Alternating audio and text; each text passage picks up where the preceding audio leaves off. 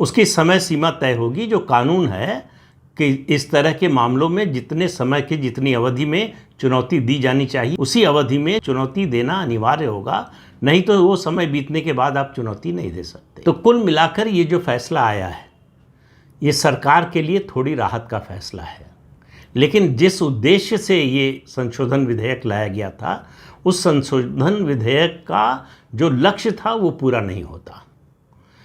कि जो लाखों एकड़ की ज़मीन या लाखों करोड़ की संपत्ति वक्फ ने कब्जा कर ली है अनधिकृत रूप से, सरकारी और निजी दोनों मिलाकर, उसको कब्जे से कैसे छुड़ाया जाए, इसका कोई जवाब अभी तक न तो अदालत ने दिया है न सरकार ने कोई सुझाव दिया था कि कैसे होगा।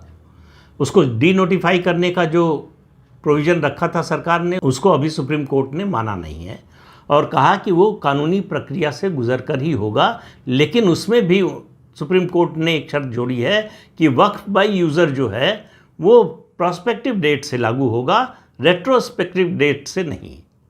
ये सबसे बड़ा पेंच इस सारे मामले में मुझे लगता है यही है कि जो संपत्ति कब्जा हो चुकी है, गलत लोगों के हाथ में जा चुकी है, उसको रोकने का कानून में कोई प्रावधान आखिर क्यों नहीं होना चाहिए कि अगर इस देश पर के किसी हिस्से पर किसी ने कब्जा कर लिया है तो हम उसको छोड़ दें।